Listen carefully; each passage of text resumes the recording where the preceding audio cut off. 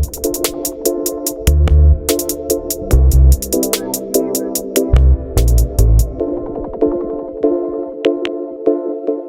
right, welcome to the Fantasy Fanatics Podcast, and welcome to Fanatics Football. I'll be your host once again, James, and I'm joined once again by Nate. What's up, man? So, All right, in today's episode of Fanatics Football, we're just going to cover some of the top free agent signings this week in the NFL. We'll just go through some of the news, some of the contracts, and we'll sort of discuss our opinions on them based on their value to the teams. And then in the next half of the episode, we'll just sort of bring our top 12 quarterback rankings heading into the 2021 fantasy season for half PPR. So, Nate, let's just hop right into it. Let's just get into some of the signings for the week. Let's start off with one team that just made a bunch of big splashes, and that is my New England Patriots. I'm really happy that they actually went out and did something this year. I know normally Bill Belichick's very conservative when it comes to contracts, but I guess with the cap space, they just decided to go crazy this year. that's what it looks like. Let's just go through some of the signings and then we can sort of talk about them. First off, they re-signed Cam Newton to a one-year deal of around 13.6 million. Of course, there's a base value to that. Then there's incentives to build off of that based on what he does in the season. And then just looking at some of the other signings, they signed tight end Hunter Henry to a 3-year, 37.5 million contract. They signed Jonnu Smith to a 4-year, $50 million deal, so two tight ends there. And then they brought in wide receivers Nelson Aguilar, a 2-year, $26 million deal. Um, they also brought in wide receiver Kendrick Bourne on a 3-year deal of 22.5 million. Uh, and then they traded the Las Vegas Raiders for offensive tackle Trent Brown. And then they brought in some defensive players as well. They brought back linebacker Kyle Van Noy, which we predicted last podcast. They brought in linebacker Matt Judon from the Ravens on a 4-year, $56 million deal. They brought in safety Jalen Mills, and we found out why today they brought him in as Patrick Chung announced his retirement. So Mills is most likely going to be his replacement at safety. They brought in cornerback Justin Bethel, defensive lineman Henry Anderson, defensive tackle Davon Godshow. They re-signed Dietrich Wise, and then they made a few other small moves, but that's basically the sum of everything they did in free agency. I just want to get your thoughts on maybe like a couple of the players, two or three of the players, maybe just your general outlook on everything the Patriots did. I think the signings are pretty good generally. I think Hunter Henry's gonna be pretty good on the Patriots because he did do pretty well with the Chargers last year. Yeah, definitely. I know we on this show we call him Triple H, so I think Triple H will come through for the Patriots, and I actually like Johnny Smith as well. He's just so athletic. I believe he was top five this year in touchdowns for tight ends, so he played really well. Um, and then I guess just looking at some of the other players, I know Aguilar and Kendrick Bourne are like top wide receivers, but they're definitely guys that can sort of, like I guess Belichick's type of guys you can put in there. They might not have big names, but they can still produce in the system, and I like that. I definitely like Matt Judon coming in. He would always get loads of sacks for the Ravens. He was one of their best defensive players. Bringing him in, I think solves sort of the issue the Patriots had last year with not being able to generate enough pressure on opposing quarterbacks, and they were just pretty much able to do whatever they wanted. And yeah, I don't know. Any other thoughts on just the signings or maybe the impact on the Patriots?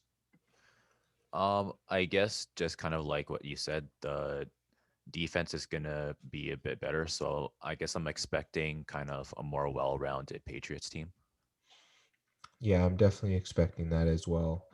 Um, and I guess just moving into speaking of a well-rounded team, we can talk about your Cleveland Browns, just some of the moves that they made. They bring in safety John Johnson, signing a 3-year, $33.75 million deal. They re-sign Malcolm Smith, Rashard Higgins, and then they bring in defensive end. I better not butcher this. Takaris McKinley. I think that's how you say his name. But yeah, Yeah. he signed a 1-year, $4 million deal. So some small moves from the Browns, sort of addressing areas of need. And just what do you think of the overall, I guess, signings for the Cleveland Browns? I kind of like Rashard Higgins. I think he did pretty well uh last season. I also kind of I guess I like that they're I guess getting players that kind of put more pressure on the quarterbacks, which is good because the Browns did have they did pretty well in that. So just increasing that even more is going to be, I guess, fairly important. But I guess I kind of wanted them to sign another quarterback because I guess Denzel Ward was kind of our best quarterback. So if we can get, I mean, cornerback. So if we get someone who's kind of maybe not, they're not going to be as good as Denzel Ward is, but like kind of, they have kind of like a similar ability to him. It kind of puts more pressure off of him. Yeah, I definitely understand where you're coming from. I mean, I believe John Johnson was a good signing at safety. He's probably addressed that issue that the Browns had where they weren't covering the middle of the field as well. I know in that game against the Ravens, it was really exposed. So I think that definitely addressed one of the issues they did have on defense. And then, like you said, it's just about generating pressure. I think the Browns do a good job of that already. We saw with how much pressure Mahomes was under when he did play against the Browns in the playoffs.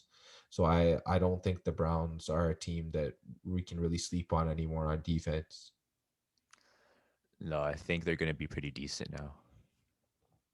Yeah, and speaking of a decent deal, Um, just looking at the Green Bay Packers, they bring back running back Aaron Jones. He signed a 4-year contract worth $48 million.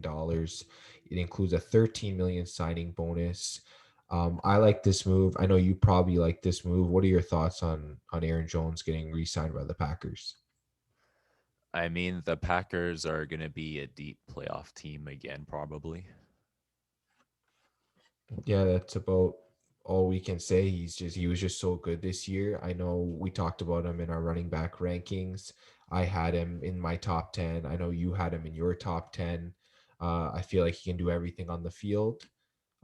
He's not a one-dimensional back. He can really, I guess, move around and just do different things on the field. And I think Green Bay saw that and they didn't want to let him go. Yeah, it's he's good because he kind of gives the Green Bay Packers more depth.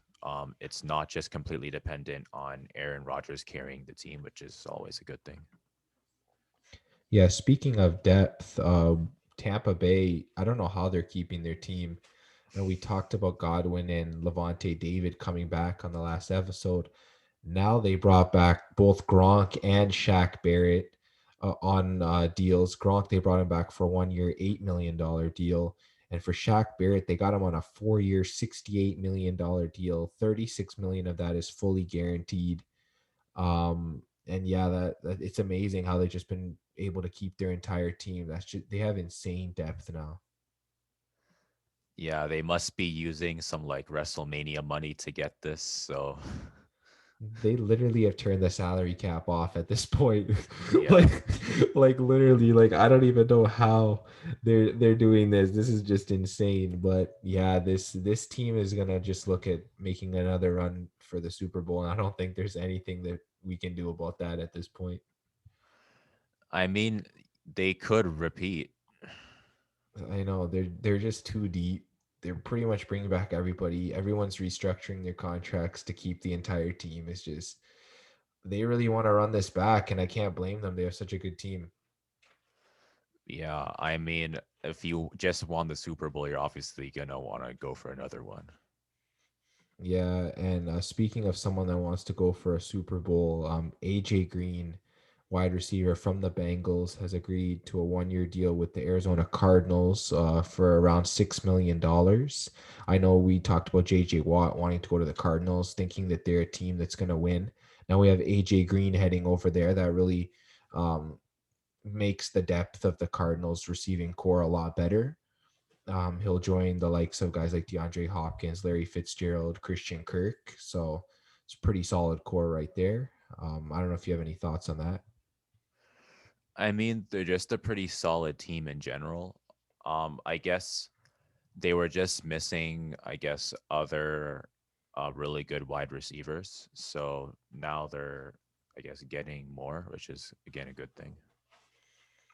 And then just looking at another team in that division, the San Francisco 49ers signed quite a few players here. They re signed fullback Kyle Juszczyk on a 5 year deal around $27 million. Offensive tackle Trent Williams, one of the bigger free agents, they were actually able to bring him back on a 6 year, $138 million deal. That's crazy. $30.1 million of that is signing bonus, and 55.1 is fully guaranteed. So they really just went out and just spent money on Williams. They really believe that he can protect the quarterback. And they also brought in center Alex Mack. I remember him from the Falcons. He was a very good center. He made the Pro Bowl before, so he was very good. They brought back Emmanuel Mosley, who was a solid cornerback. 2 years, 10.1 million. And they also brought in Jason Verrett um, as a cornerback as well. So I guess the San Francisco team, I know they're going to be getting back their injured players, and now they've just made their team more deep. What do you think about this 49ers team? I mean, we did see them in the Super Bowl before the last season, so they are another potentially deep playoff team. But I guess just in general, that entire division is like I think that's going to be the deepest division in the league this year.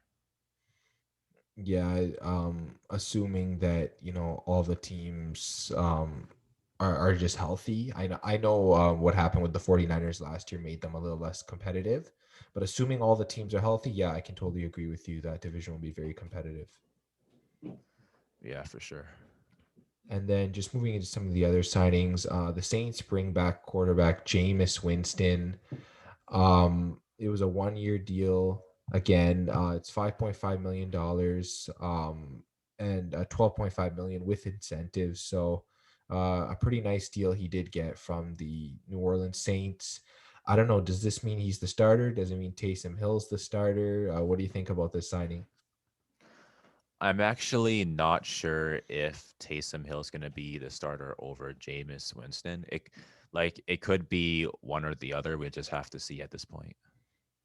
Yeah, I think just at this point, Winston, I mean, he can we know he can throw. I know he led the league 2 years ago in passing yards. He had 30 touchdowns, 30 interceptions. That second number is kind of disturbing, but other than that, I mean, the guy can play, like no doubt about it. I mean, we saw Taysom Hill's also able to play. He got some victories for the Saints last year as well. So, yeah, I guess we'll just have to see. The coaches are going to make a decision of who they want to replace Drew Brees, and I guess I feel like Sean Payton will make the right decision. It seems like he always has done that, and the Saints have always benefited from his leadership. Yeah, I mean, the Saints are still a good team, so it's not like there's any like extremely difficult decisions or there's any like serious holes that they have to address, I don't think. Yeah, I guess just speaking of a team that has a lot of holes to address, the Minnesota Vikings, they brought in cornerback Patrick Peterson to a 1 year, $10 million contract. We saw how bad their secondary was. They were getting torched last year by, I guess, guys like Aaron Rodgers. They were getting torched by numerous other quarterbacks. So Patrick Peterson, I mean, this guy's been a Pro Bowl player many years in his career. Is a solid addition for them.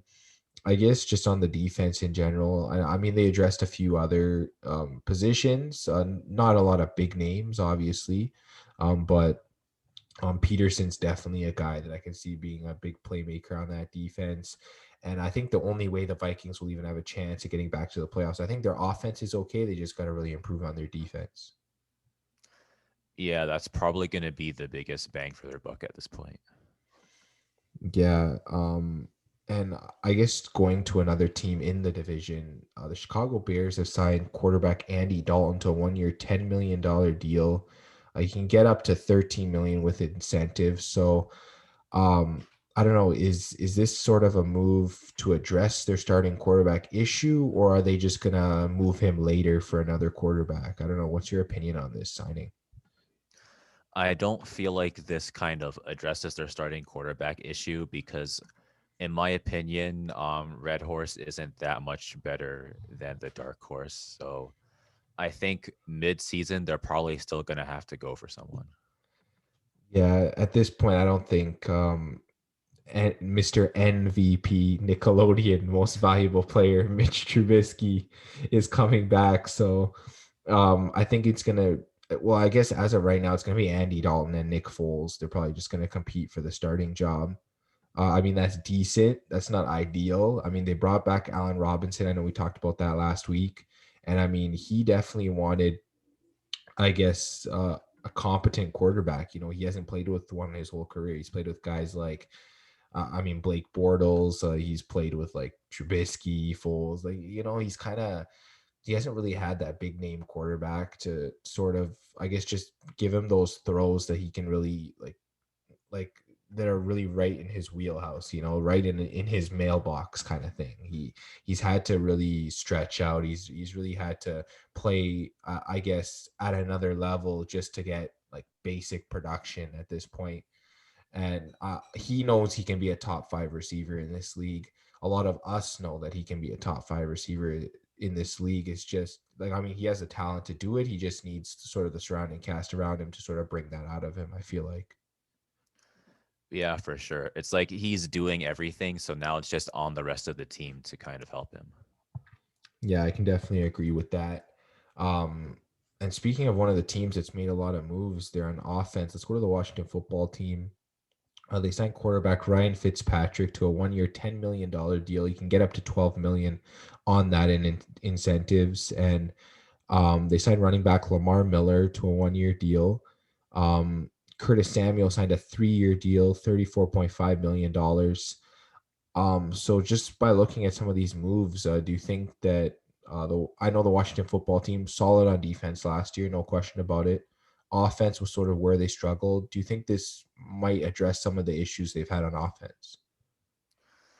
I guess we'll just have to wait and see. I mean, Fitzpatrick was pretty good with the Dolphins, and the Dolphins did pretty well last season. So I guess we'll have to see whether he kind of brings that to the Washington football team. And I heard that both Curtis Samuel and Terry McLaurin were college roommates. So they're definitely, I think that really impacted why Curtis Samuel signed with the Washington football team. So he could play with Terry McLaurin. So I guess it's good to see players wanting to go to Washington. I know a lot of times people said that, oh, Washington was kind of a place where people didn't really want to go. They didn't like the culture there. Whatever the issue was, it seems like they've turned that around. Seems like this is a team that people can go to and say this team actually has a chance to not only make the playoffs but have a chance to compete in the playoffs. Yeah, I think that's a good sign for any team. Yeah, and speaking of massive change on teams, let's just look at the Vegas Raiders right now. A bunch of contracts handed out, like we've seen them do most years. I know they bring back offensive linemen, both Richie Incognito and Denzel Good, on deals because I know they cut a bunch of offensive linemen. They traded Trent Brown to the Patriots, so they really needed to bring some guys back, so they did. Then they signed wide receiver John Brown from the Buffalo Bills, a 1 year, $3.75 million deal. And then they added a bunch of guys on defense. They actually made some good signings here. Yannick Ngakwe, they signed 2 years, 26 million. Jonathan Hankins, 1 year, 3.5 million. Quinton Jefferson, they don't have the details on his deal yet. Solomon Thomas 1 year 5 million, and Nicholas Morrow 1 year 5 million. So these five names are all in the front seven on defense. So they really addressed both their line and their linebackers, as well addressing the offensive line and adding a wide receiver in John Brown. I don't know. What are your thoughts on some of these Raiders moves here? I think it's a good start. It addresses, I guess, a lot of, I guess, problems that they've had, but I'm not sure if that's gonna be enough to kind of um, put them over the Chargers or the Chiefs. Yeah, I know that those two teams are really trending in the right direction. And I guess speaking of the Chiefs, everyone complained in the Super Bowl that they couldn't protect Patrick Mahomes. And then right before free agency, they just start cutting some of their offensive linemen. Everyone's like, "What's going on?" But I guess the Chiefs had a plan, like they always do. They signed both guards, Kyle Long, who just came out of retirement, and Joe Tooney, both to good deals. I know Tooney's contract is here 5 years, 80 million. I really love Joe Tooney when he was with the Patriots. And then I also remember how Kyle Long played when he was with the Chicago Bears. So they're both solid offensive linemen. I know Mahomes, we talked about him having trouble just getting protected when he was in the pocket. The pressure was just enormous from the Tampa Bay Buccaneers in the Super Bowl. So do you think Kansas City's really addressed some of their issues on the offensive line, or I don't know, do you think they maybe need to sign one more piece, or just what are your thoughts? I really like these two signings. I like these two signings as well. I'm kind of hoping they can kind of sign another offensive lineman, just kind of somewhere, I guess somewhere that's like kind of they're good, but their contracts also not very expensive, just in case they have another situation where they're thin on a offensive lineman because someone got injured again.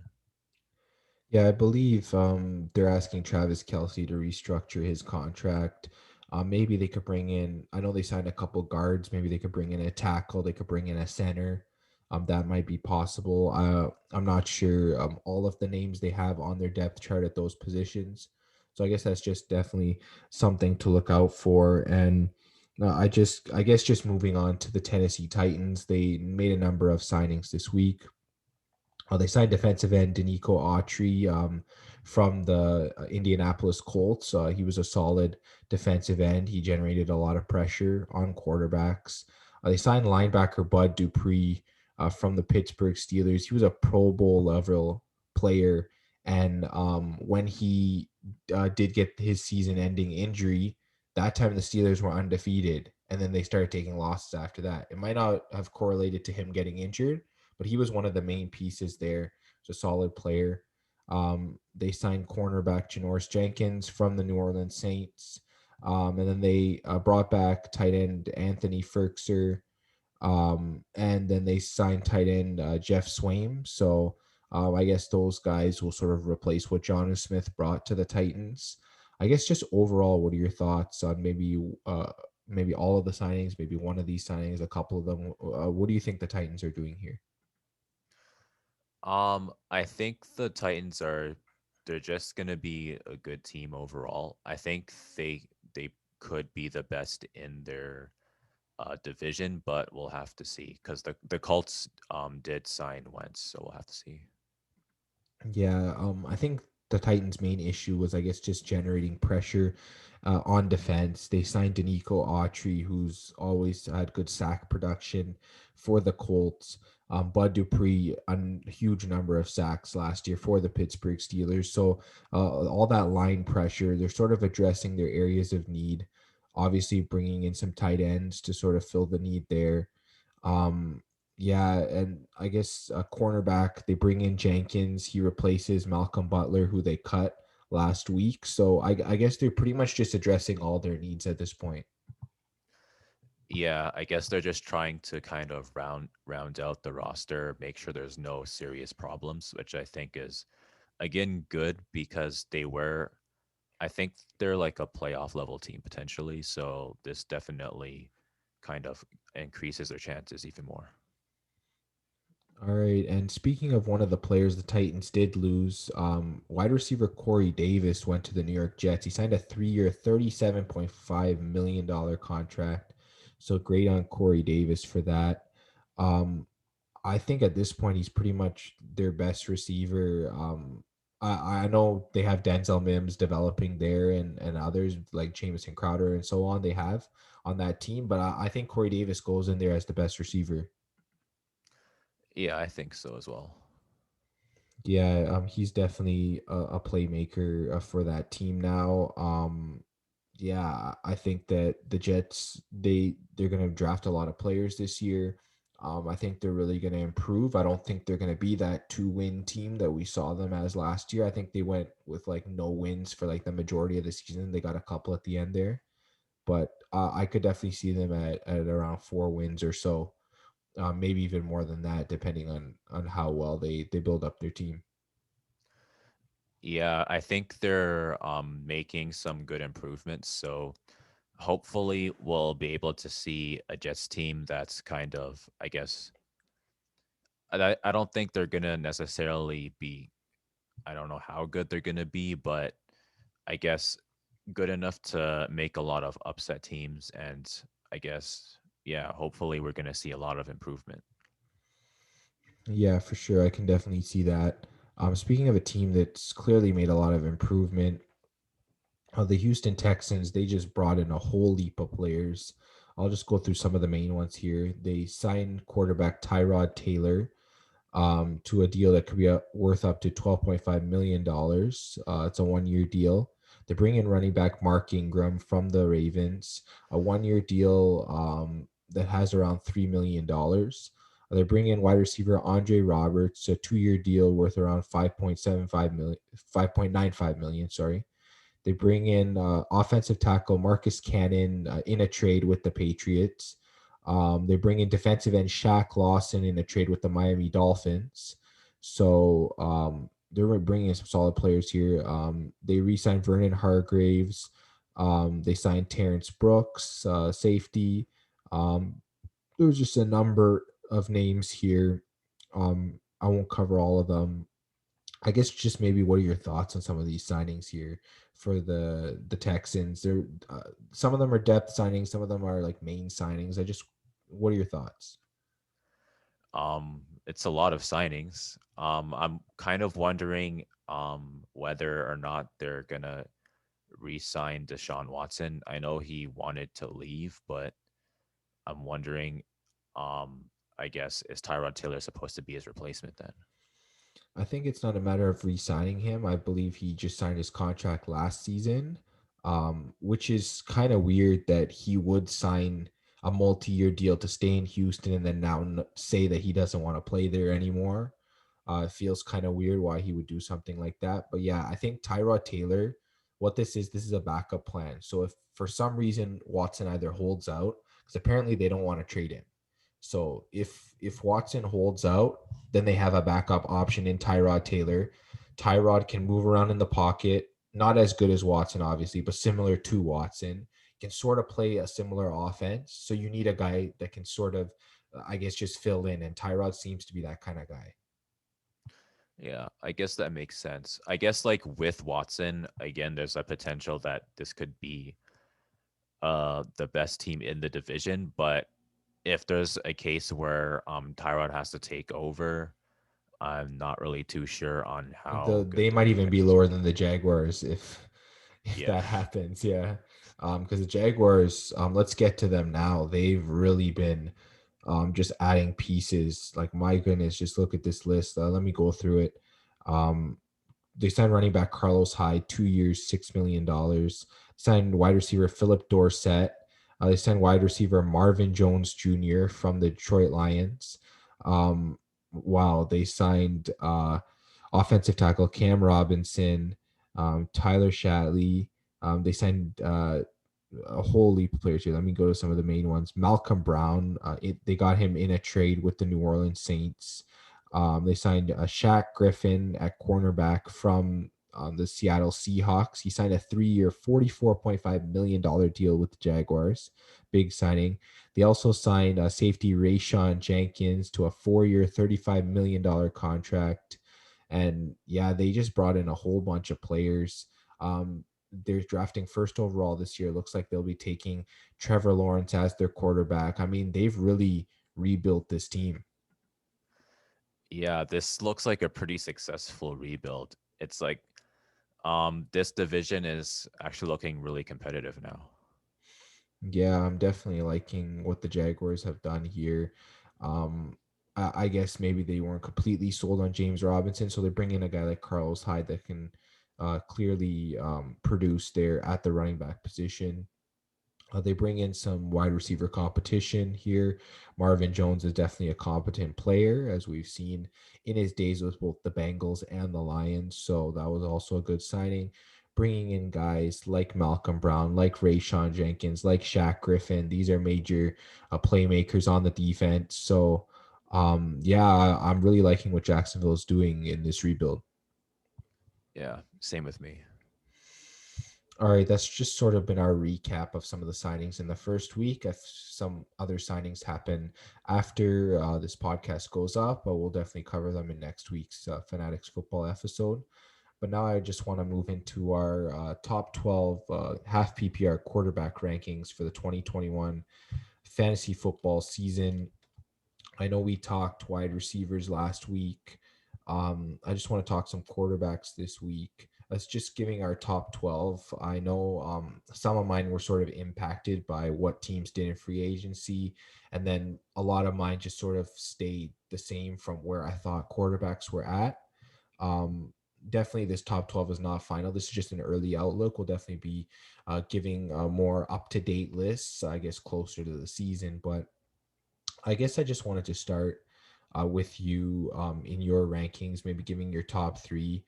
Um, I just want to let you know that at number one, I have Patrick Mahomes. I'll explain why I have him there. And I have him in a separate tier by himself. That's sort of the way I've ranked it. But I want to hear your thoughts on your top three and why you have them there. All right, sure. So I guess I decided to, I guess, be kind of different, and I put Josh Allen first and Patrick Mahomes second, and I put Dak Prescott at third. The reason why I didn't put Patrick Mahomes at first wasn't because of his level of talent, but because the Chiefs are so good that I felt like there's a chance that they could not just clinch the playoffs, but clinch a bye again. And last year, when they clinched a bye week, they ended up resting Patrick Mahomes just so that he could stay fresh for the playoffs. And that kind of dropped his total fantasy points. He could have been like maybe first or second, and then he ended up being fourth just because he missed one day. So I'm thinking like if they clinch a bye week again, there's a chance that he might end up being second.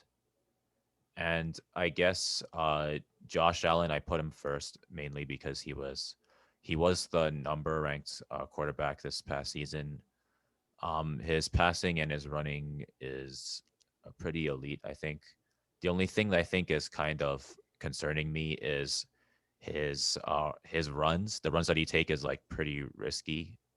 He ends up facing a lot of pressure at the line. So I think that's something that's kind of a concern for the Bills.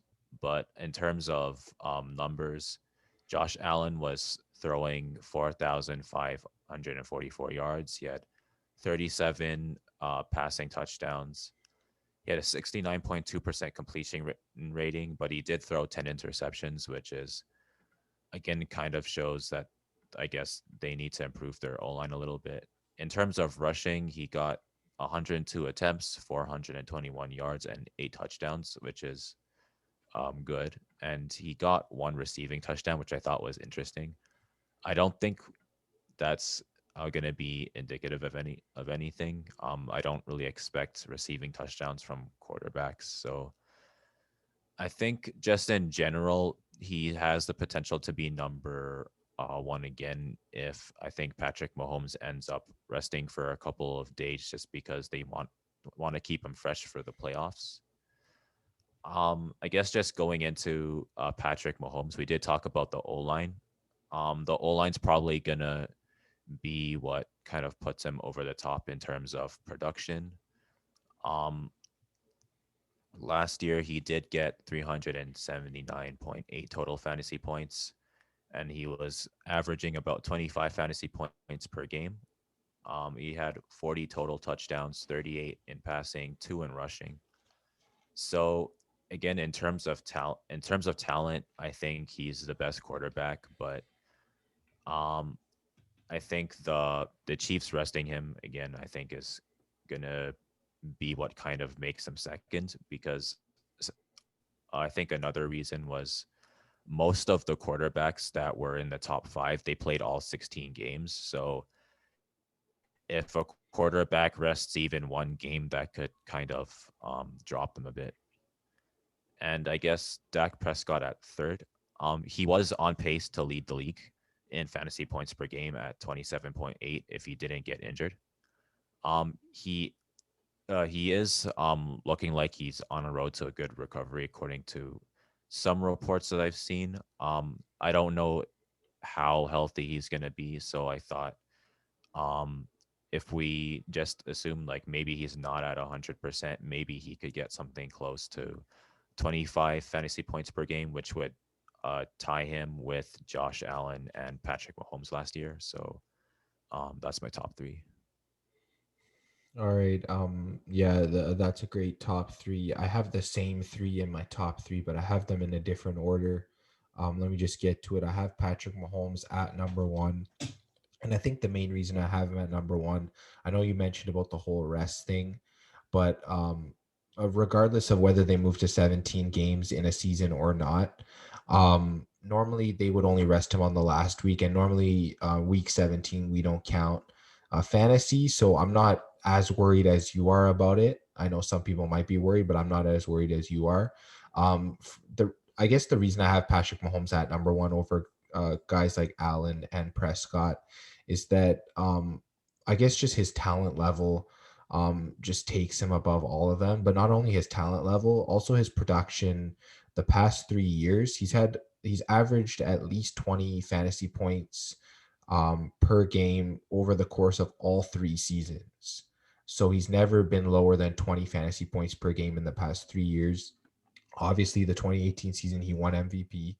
The 2019 season, he got hurt. He still averaged over 20 that year, and then he went on to win the Super Bowl.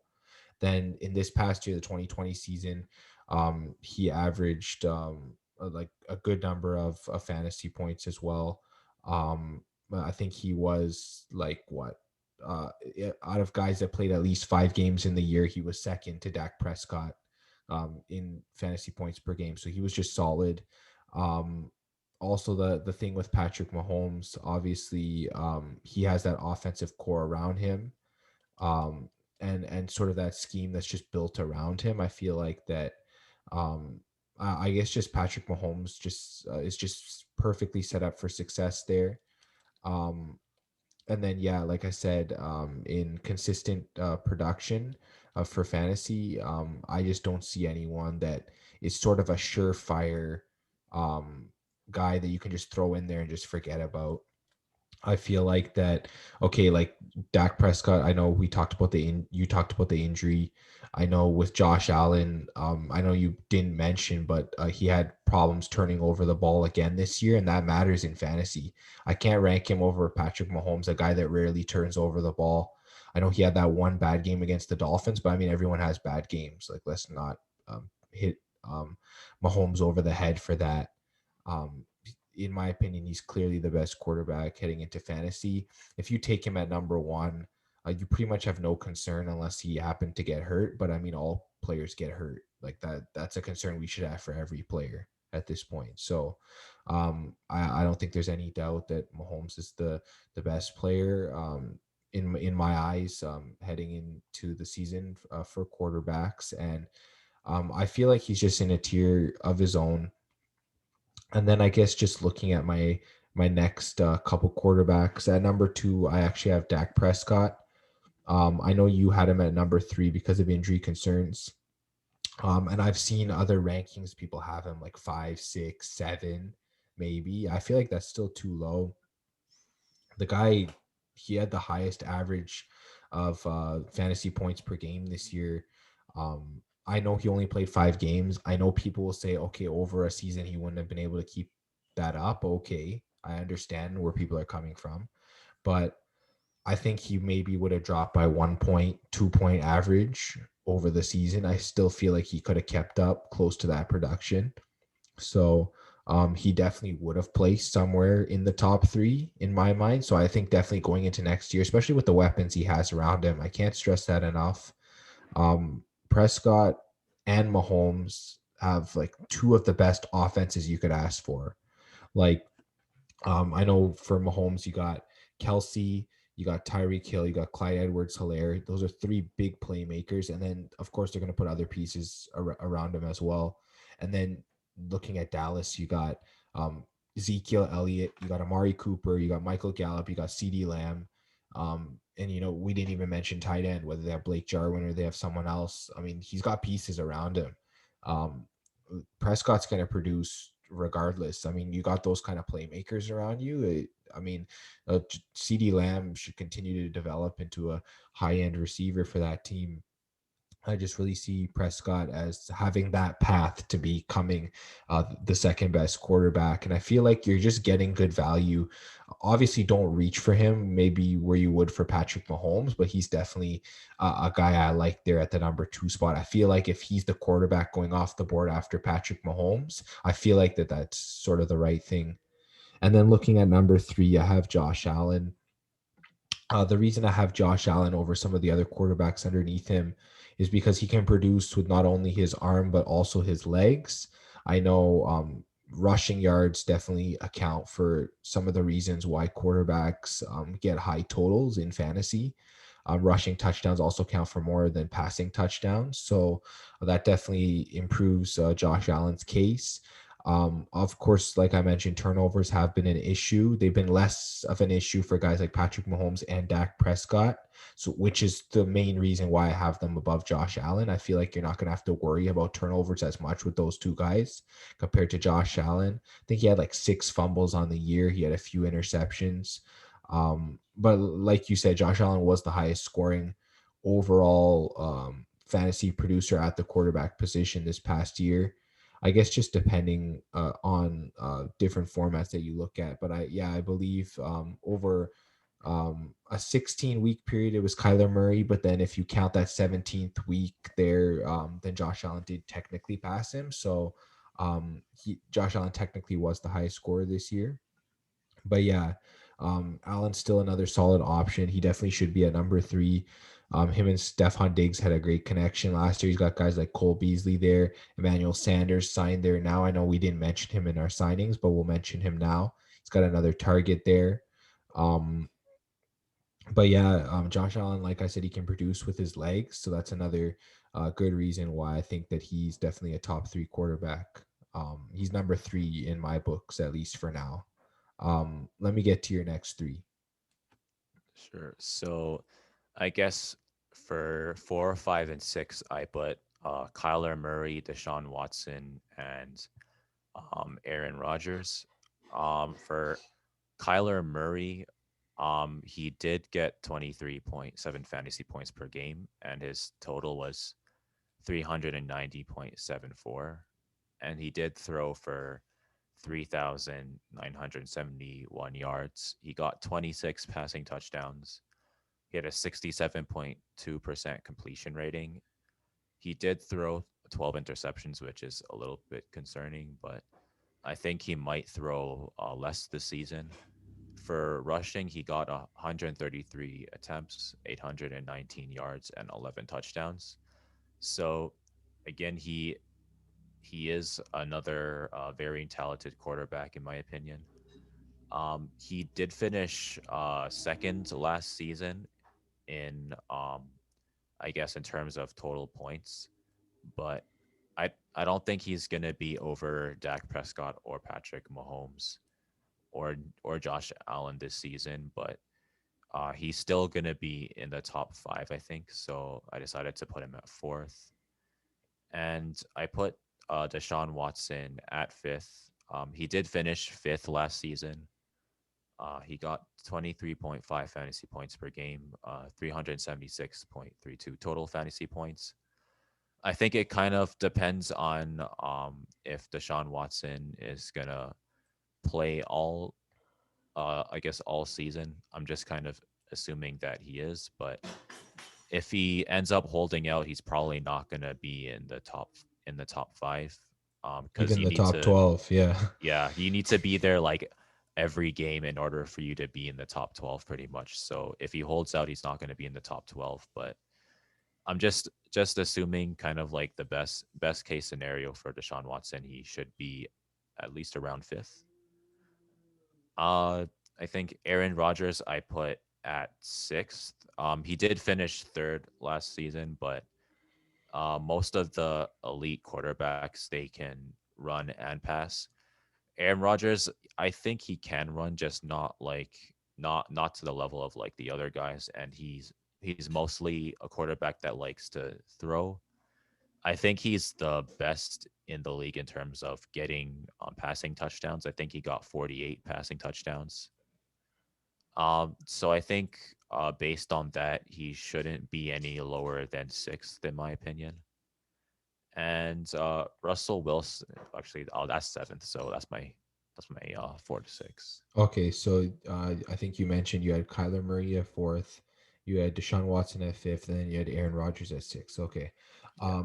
just looking at my next three, it's a little bit different than yours. I actually have Lamar Jackson up at fourth, and the reason I have Lamar Jackson at fourth is because, not this past season, 2020, but in the 2019 season, he actually led in quarterback production for fantasy, and he was the MVP that year. Obviously, he scored 421 fantasy points, and he had an average of 28.11 fantasy points per game, which is just insane numbers. So when you take into account, like Josh Allen didn't even reach those numbers this year.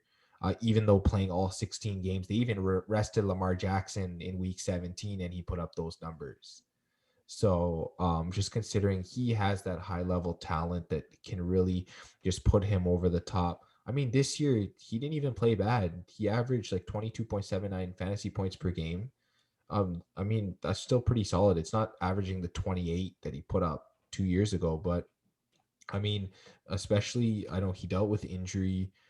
He dealt with all sorts of things this season, and he still put up good numbers. I know that the whole team had COVID and everything. I know he missed one of the games for that. There was just a number of issues with the Ravens, but I feel like he can sort of get back to maybe not the MVP level he was at, but definitely I guess middle ground between this past season and I guess where he was during his MVP season. So I feel like that he's not in that top end tier where Patrick Mahomes is. I know people were ranking him there last year, and understandably because he was the top scorer from the year before. But and also I don't feel like he's where Prescott and Allen are in terms of his passing numbers. But I feel like on the ground he's the best running back. Um, like he had, I believe he had the third most touchdowns for rushing for quarterbacks behind Cam Newton and Kyler Murray. And yeah, he just has that elite rushing upside that no running back has in this league.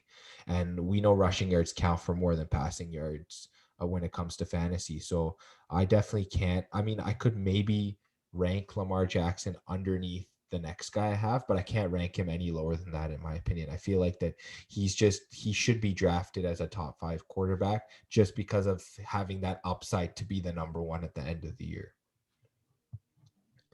And then I guess just moving into number five, I have Kyler Murray. I know you had him at fourth. I could have him at fourth as well. He's sort of in that range. I could switch him with Lamar Jackson, I feel like. But yeah, you mentioned 11 rushing touchdowns on the ground. That's second in the league. So he's putting up elite rushing totals. He's putting up great passing totals. You mentioned he was second in total fantasy points for this past season. So just overall solid numbers for Kyler Murray. Adding AJ Green to that team just makes that team even more solid. Just makes him an even a bigger passing threat as well. So I mean, Kyler Murray, he's really looking like a top five quarterback heading into next season. There's not really much I can say about that. And then number six, you had Aaron Rodgers. I actually have Russell Wilson at number six. Um, I'd say within the first 4 or 5 weeks of the season, he was right behind Dak Prescott in production. So he was like right there. He was producing at an insane rate. I know he got dialed back later in the year. He did struggle later in the year. But I mean, assuming that Russell Wilson stays in Seattle, you have guys like DK Metcalf there, Tyler Lockett. He's got guys there that he can throw the ball to. We know Wilson what he can do on his legs. Um, and I know definitely heading into this coming season, he'll have a chip on his back, on his shoulder, and he'll just go into the season wanting to prove that he's still the guy. I know everything that's been going on with him and Seattle was because he believes that he's the guy, and maybe Seattle is not fully sold on Russ wanting to cook. So, I mean, they could really unleash Russell Wilson this year. And I feel like just with the receiving core that he has, I know you ranked Deshaun Watson ahead of Wilson. I feel like that Wilson has a better receiving core than Watson has. I mean, I know they signed a couple guys, but they were just minor moves. I know Will Fuller hasn't signed back with the Texans. Brandon Cooks hasn't signed back with the Texans. I mean, right now, I don't even know who Watson's going to be passing to. There's no way I can put him in my top five or my top six until I know that there's some receivers there. I know he definitely has the talent level to surpass Russell Wilson. He's younger as well, but I just didn't have faith putting him over Russell Wilson. And I guess for Aaron Rodgers, you mentioned that elite rushing upside that he doesn't have. I mean, he can scramble, but scramble is not elite rushing upside. Those are two different things.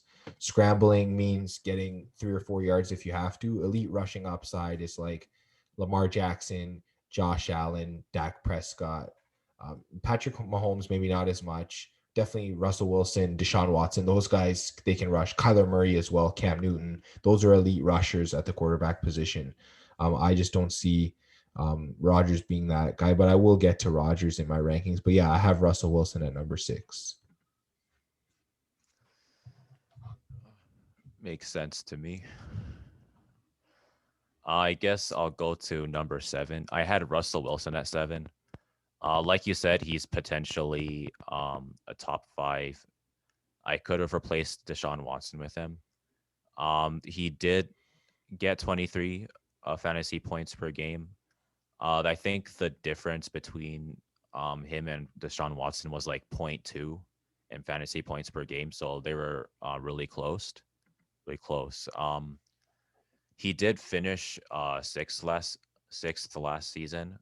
Um, I'm just thinking that the NFC West is going to be like really stacked, so there is a chance that even even though he's gonna play really good, the defense is gonna be kind of tough on him. So I was just kind of like not sure about that. And then Lamar Jackson, I guess I am a little bit low on him. He did get 22.2 fantasy points per game this season. He finished 10th last season, but he does have the potential to be top five.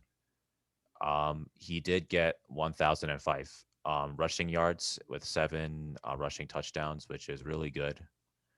Um, I just didn't feel like he throws enough. He got 26 passing touchdowns and he threw for 2,757 yards. I feel like in order for him to be top five, he would have to get at least 3,000 yards. So, assuming he does get at least 3,000 yards, he probably will finish top five, but we'll have to see about that. And for number nine, I guess I put Justin Herbert, mostly just because he finished ninth for the last season. he did get 342.84 total fantasy points this season. So, and he did throw for about 4,336 yards. So he's probably gonna be around the same level this year, I think. Yeah, I guess just looking at my rankings as well, um, like I mentioned, I have Deshaun Watson at seventh. The reason I have him a little bit lower than you is because I don't see him having, like I mentioned, that elite core around him to sort of pass to. Um, of course, they haven't really signed any major wide receivers. Um, so yeah, I'm just lowering my expectations on Watson. We also don't know how much he's going to play. That also plays into it a little bit. And I mean, these rankings are assuming that both Watson and Wilson play. All I don't think Wilson there was a threat of him ever holding out. I think Watson's the only one that might have that issue. But yeah, I do have Watson at seventh for that reason. Obviously, he can't be lower than that because of his rushing upside, because of just his ability to just make plays. He led the league in passing yards this year as well. So obviously that's a stat you can't sleep on. So there's no way I can have him lower than seventh. If he had a elite core around him, I could probably bring him up into my top five. But that's where I have Deshaun Watson. And then I guess just moving to number eight, I have Aaron Rodgers at number eight. And the reason I have him there, this seems to be sort of one tier for me, all the way from Lamar Jackson down to my number nine. I'll mention him, but yeah, Aaron Rodgers is also in that tier because, like you said, he led the league in passing touchdowns with 48. He was the league MVP this year. He had the third most fantasy points on the season. He put up solid numbers, but then again, I could have put him in the top five, but then I remembered this is an MVP season. After an MVP season, usually players come down to sort of their regular pace. I know we saw that with Lamar Jackson last year. Um, Patrick Mahomes, not as much. He's putting up MVP like numbers almost every season. So he's one of the exceptions to that. But most players, I mean, you looked in the past, Cam Newton, Matt Ryan, guys that won MVP, they sort of regress the year after. I don't want to just assume that they're going to put up the same numbers because that's just not realistic. So definitely Aaron Rodgers. I mean, he could drop maybe to 40 touchdowns. Let's just say he drops 8 touchdowns, drops some of his receiving production, or sorry, his passing production. And then it maybe throws a couple more interceptions because I know he was very good with not turning the ball over. So it is possible that Rodgers does regress. Again, he's in his late 30s. It would be understandable. I'm not it's not a kick at Aaron Rodgers. It's just sort of just being understanding at his age, which is why I have him at eighth. Um, and then I guess this last guy in my tier that I can't rank lower than ninth. These top nine I think are pretty much universal between us, and I think Justin Herbert, he is my ninth. I feel like these top nine between you and me, like no matter what order we put them in, they're the same top nine. So at least we can agree on that. The reason I have Justin Herbert there, obviously, offensive rookie of the year. He was solid for the Chargers. Obviously, Keenan Allen was a big part of that. He'll have Austin Eckler for a full season healthy. Um, I wanted to rank him a bit higher than ninth, but they have a new coaching staff. I don't know how they're going to utilize him. He can produce on the ground. If they use him more on the ground, he could move into the top five. So that's just one thing to note. He has the legs to do it. He has the arm to do it as well. We saw him slinging the ball last year. Um, I saw his goal line rushes as well, so he can rush the ball into the end zone, which is crucial. Um, yeah, that's basically what puts Justin Herbert at ninth for me. Um, I could have had him higher, like I said, but we don't know the offense. They talked to Austin Eckler. He said he doesn't know his role in the offense as of yet. Probably the same for Keenan Allen, guys like Mike Williams, others. I guess we'll just have to see how they want to plan out their offense with their new coaching staff. So I know we'll definitely have to look out for that. But I think that ninth is sort of, I guess, maybe the floor for Justin Herbert. I think there is a possibility that he can get up higher than that. We just got to see how he's being used. But yeah, I'll get to you for your next three. So I guess my next three is Tom Brady, Ryan Tannehill, and Matthew Stafford. Tom Brady, he did finish eighth last season. He got 40 passing touchdowns and he threw for 4,633 yards. Um, he is another quarterback who's you could consider him as the best passing quarterback in the league, and he has again the deepest wide receiving I guess core in the league in my opinion. In the Tampa Bay is probably the deepest team in the league in that respect. I'm just thinking like you said, the most of the uh elite quarterbacks in terms of overall production, they can get a lot of rushing touchdowns and they can get passing touchdowns. Tom Brady isn't really known for rushing. He's mostly a guy who likes to kind of stand in the pocket and break down defenses with his passing. So I'm just thinking if he ends up playing like he normally does, he should be probably 10th. I think that's going to be his lowest. I put Ryan Tannehill at 11th. Um, he did. I think he finished seventh, but I think he's going to be a little bit lower. He did throw for 3,817 yards, and he did get seven rushing touchdowns. But the person who does most of the rushing is going to be Derrick Henry. The offense does kind of go through Derrick Henry, I think. Ryan Tannehill, he is a really good quarterback, but because he isn't like the main guy on offense, I think he's gonna be a little bit behind the top nine. And I put Matthew Stafford at 12th, I guess just because of his potential. He was really good, but the Detroit team he was on wasn't kind of enough to kind of show his talent. And now he's going to the Rams, which were, I guess, potentially a playoff level team. And I think this is just kind of the year for him to kind of show just how talented he is. So I decided to put him at number 12. All right, yeah. I really like your last three there, but I'm gonna give my last three. Um, I know we talked about Tom Brady and Ryan Tannehill have as having pretty much identical production last year. But I think I know people will mention Ryan Tannehill has that rushing upside that Tom Brady doesn't. But let's remember, Tom Brady has Antonio Brown, Mike Evans, Chris Godwin, Gronk, Brait. We forgot about OJ Howard. He got injured last year. He's coming back. So he has as many targets as you can count there.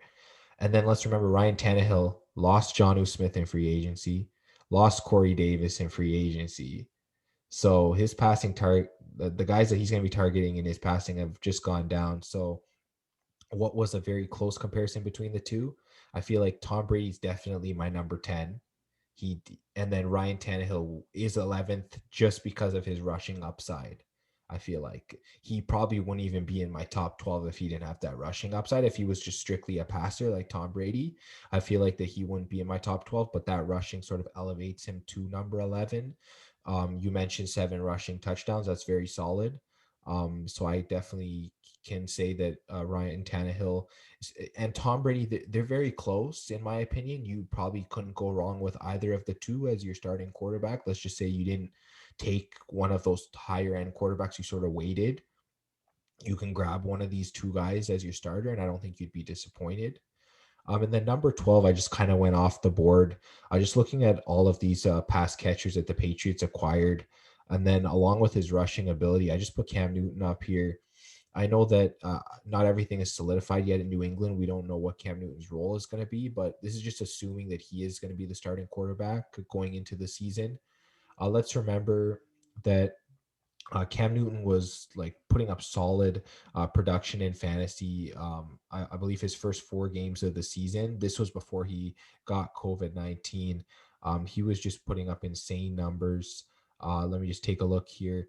Yeah, he was in the top 7 quarterbacks in fantasy points before he got COVID. So let's just say he didn't get COVID-19. It is possible he would have finished inside the top 12. Remember, over the season, he led the league with 12 rushing touchdowns. He was third in rushing yards among quarterbacks.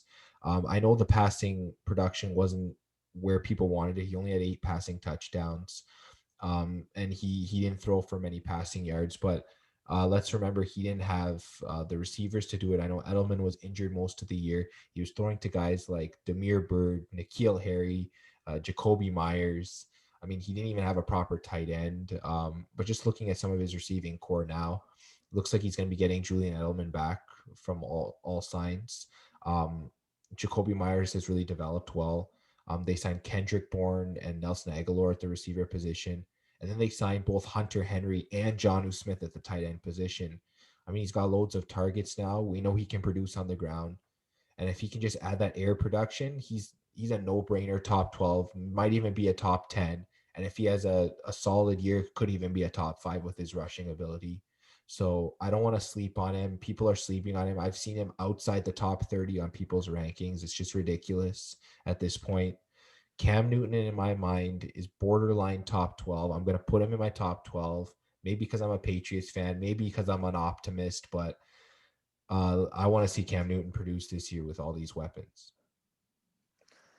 Yeah, I think Cam Newton, he shouldn't be anywhere outside the top 15 in my opinion. He is an elite quarterback in my opinion. He is on the Patriots as well. Bill Belichick is a good coach, and like you said, they're getting more wide receivers. So I would say in terms of potential, he shouldn't be any lower than 15th. Yeah, I think that I know some people might be nervous in investing him as their number one quarterback. Fine, that's okay. If you take a guy like Tom Brady, maybe you pair him with a guy like Cam Newton. Maybe you have that solid producer in Tom Brady. Then you sort of add as your backup a guy with elite upside in terms of rushing, like Cam Newton. So let's just say Cam Newton really has a breakout year. Then you have a solid backup in Tom Brady. So, you know, it seems like that might be a logical thing if you don't feel like Cam Newton is in the top 12. Maybe even pair him with a guy like Matthew Stafford. I think Matthew Stafford would be like my 13th or 14th quarterback, just based off his stats, based on the weapons he has around him. Cooper Kupp, Robert Woods, Tyler Higbee. I know Everett did leave, but they got Van Jefferson coming up. I believe Josh Reynolds is still there. So, I mean, they got guys, they got playmakers. He'll be throwing to Cam Akers, obviously. So Stafford's got weapons there as well. Can't sleep on him. Obviously, I have Cam Newton higher because of the rushing upside. We already know this. But Stafford with his arm, I don't think we can sleep on him either. Yeah, that's for sure. I I feel like there's going to be a lot of good quarterbacks. So I think this is a position where it's like if you don't draft the highest ranked quarterback, it's not really the end. It's not going to be the end of your season. You're not going to lose at the draft just because you didn't necessarily draft Patrick Mahomes first. So if you, for example, get someone like Lamar Jackson or you get Justin Herbert, you still have a chance to kind of win. I think. Oh yeah, no question. I mean, there are guys that have elite upside. I know I didn't even mention Jalen Hurts. I believe that he was in the top 10 in production last year when he came in as the starter. The thing is, I just don't know about the weapons around him. I don't know how they're going to use him in the offense, so I couldn't put him in my top 12, but he definitely has top 10 upside. He has that elite rushing ability, similar to that of Cam Newton. I saw some traits in him that were very similar to Cam Newton. So I really like the way Jalen Hurts is developing in Philly. I mean, we didn't mention Joe Burrow. I know he dealt with an injury, so that kind of lowered him for me. We don't know when he's going to start the season. I mean, all signs are pointing to him starting, but we don't know for sure. Um, and then I guess just more pure passers. We got Matt Ryan outside the top 15 in my eyes. We got Kirk Cousins. We got Baker Mayfield. I mean, they're solid passers, but I think that they're good backups for you in fantasy. I know Baker was producing at a high level. If he can sort of get there, yeah, he could move into the top 12. But until we see that elite rushing upside, we haven't seen that from Baker as of yet. There's no reason for me to sort of move him into my top 12 or 15 quarterbacks. Yeah, I think for Baker, he does roll out, but he's not really a quarterback with the kind of like speed. He will try to do his best to try to like get as far as he can, try to get as close to the first down mark, but he's better as a passer in my opinion. So I think that's going to be one of the things that limits him a bit. I think he should do better this season. I think he did throw for about 3,500 yards, something like that. He should get something similar, if not better, especially when you take into account that last year was the first year that they had with Coach Stefanski. They did have a rough start in the first half of the season, but in the second half of the season, they played really well. Um, I guess it also kind of depends on, I guess, the weather in Cleveland a little bit. Last year they had a like really heavy rain that affected the quarterbacks on both ends, not just Baker Mayfield. So there might be a day where he kind of takes, I guess, a dip in production. But I think overall he is, I guess I've seen him, I guess ranked at 17th. That is pretty accurate. I guess I'd put him at like 16th personally, but yeah, I think he's a quarterback that, like you said, he's a good a backup quarterback, and he will have weeks where he'll do really well. Yeah, for sure. I feel like when it comes to drafting quarterbacks, I know last year most teams had two quarterbacks because of injuries. I know normally that some teams will just take one quarterback and just roll with them, and then maybe play the waiver on the bye week. But I think it just depends on your league. I know a lot of leagues I play in, people do take two quarterbacks. They want to have that insurance, guy. So I think if you're taking one of those like maybe top nine quarterbacks that are like surefire guys, then maybe as a backup you take more of like a pure passer. You take like a Matt Ryan, you take like a Kirk Cousins, a Baker Mayfield. But then if you're sort of taking one of those like more pure passers near the beginning, like maybe a guy like Aaron Rodgers or Tom Brady, guys like that don't really have that elite rushing upside, maybe as your backup you take a flyer on someone with like high upside in terms of rushing. Maybe you dig into the bag, you grab like Carson Wentz. I know Wentz has had elite rushing upside in his past years. Daniel Jones is another guy. Maybe you dig even further, you grab like Tua Tagovailoa, maybe even go after Trevor Lawrence. Maybe he might have a breakout year if he gets drafted by the Jags. So I guess like I know from his college tape, Trevor Lawrence does have elite rushing upside, so he's definitely someone to look at. And if Taysom Hill's the starter, he's another guy, elite rushing upside. I know he was putting up top 12 production when he was in as starting quarterback for the Saints. So there's all of these guys here. You even got Ben Roethlisberger here. I mean, what did he throw for, like how many yards, like over 500 yards in that playoff game against Cleveland, something like that. Like he can sling the ball, like there's no doubt about it. I mean, and then there's sort of the waiver wire guys here. You got guys like Jimmy Garoppolo, you got Teddy Bridgewater, Drew Lock, Mitch Trubisky. I mean, there's all sorts of guys. Of course, Andy Dalton just recently signed. So we got a whole heap of guys here. But yeah, that's sort of just our top 12s. We can't really go a lot further than that with a lot of certainty because we just don't know how everything's going to shape out for each team. Yeah, there's still, I guess, some free agency and some kind of like coaching things that we kind of have to see before we know for sure. I feel like there's just still too many variables when it comes to pass catchers, when it comes to just, I guess, the overall composition of teams, the way they're going to look heading into the season. We don't know who's going to be where still. I mean, guys like Juju Smith-Schuster and Kenny Galladay haven't even signed as we're recording this. So I think that there's definitely a waiting game for that. But yeah, at least we could sort of talk about where our top 12 kind of is. Yeah, for sure. All right, that's going to be the end of the Fanatics football episode for this week, presented by the Fantasy Fanatics Podcast. We'll be back next week for another Fanatics football episode, and then later this week for an Everything NHL episode.